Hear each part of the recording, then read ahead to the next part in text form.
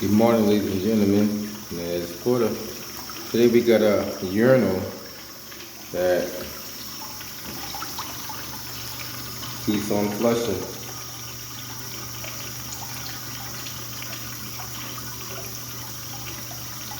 Now, usually when you see that, that means that the little diaphragm up there is either clogged or damaged, or it's got some kind of air pocket.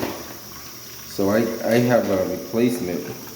Now, this is not what the box says, because somebody had used the wrong one. So this is for the urinal. This is a 1.5 gallon one. But if you look at the model number, that's actually for a water closet. But if you go to there's a chart I'm going to show you in a second. This chart right here tells you which one you need for which application. So if you're not sure, always check to see if you got a urinal or a water closet, because it does make a difference on the flush. So first things first, as you see this thing is still running water, shut the water off. Now if you don't know where the water shut off is, it's right behind this cap right here. So take your little wrench and just turn that bad boy off, and there's a little screw behind there that shuts off the water. So you can't do any work on this until you shut the water off.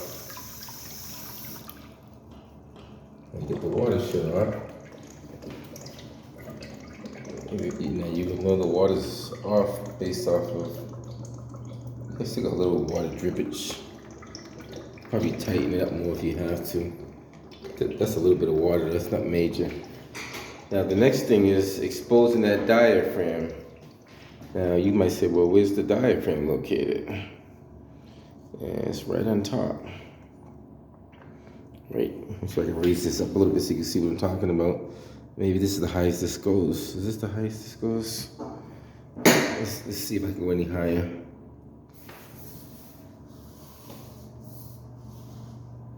Here we go. So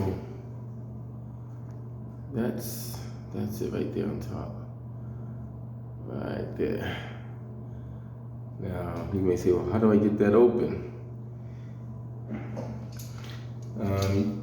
You should use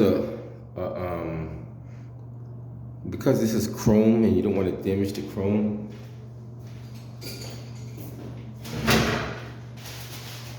Just want to put something to protect the chrome,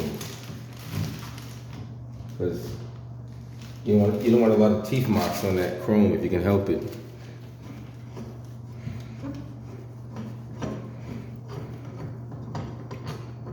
Now that's the cap now. Now pay attention to how this comes off, because you got to put it back on the same way it comes off. That's just the cover. But this piece here, I'm gonna keep that piece. Sometimes the new one comes with another one, but as long as this is not cracked, chipped, or damaged, you can just use it over again. You see how that all came together as one piece? This is separates right here. This comes apart. And it's stuck in it so good. Yeah, that looks pretty bad. I don't know if you guys can see that. Can you see that? All the debris in there? That shouldn't be like that. This middle piece comes out. This is what the plunger hits. So when you're hitting a plunger, the plunger's pushing this thing up and down, or side to side, but usually up and down.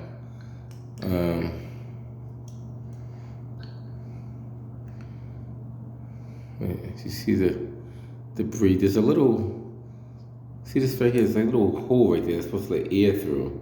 Sometimes that get clogged. You can put a little needle through it and open it up and clear it out. But this one here looks like it needs to be replaced, because see how that black stuff on my finger there? That means the rubber is deteriorating. So we're gonna take that out and put this one in.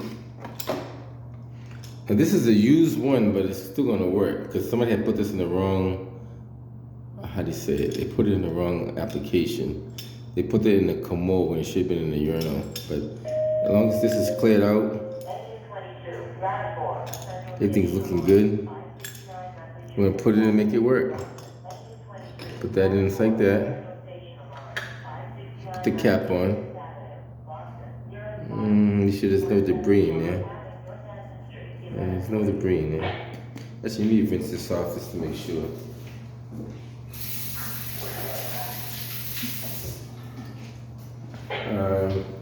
Put this right on top, just like that. Turn this back on here, just like that.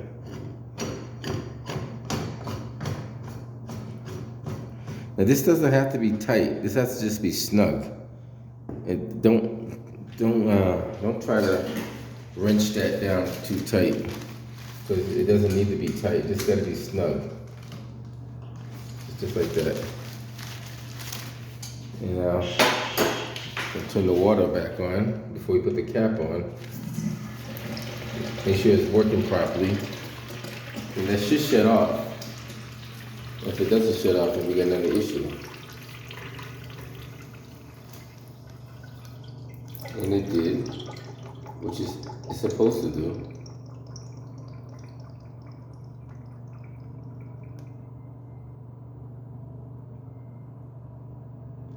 See, that's a urinal flush because it's not giving out a lot of water. Now, if that was a water closet, it'll give off like 3.5, 3 gallons. This particular one here is a 1.5 gallon, I believe. Now I can put my cap back on. Snug it.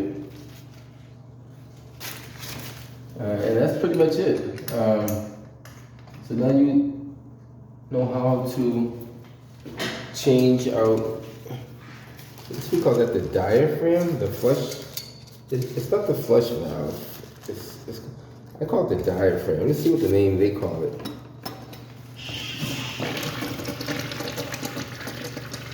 It is a diaphragm. So it's a diaphragm.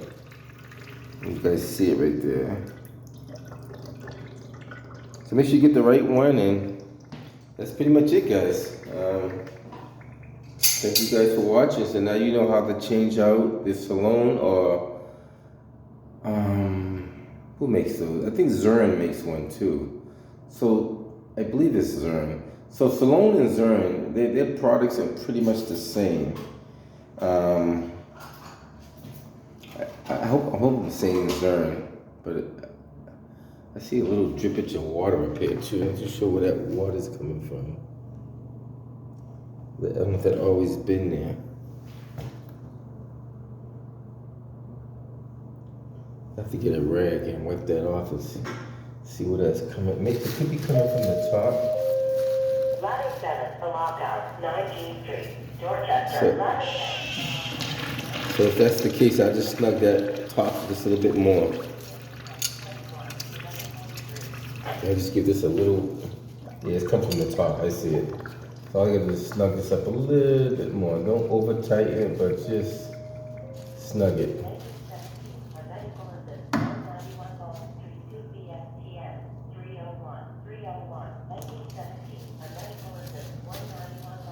See how that looks.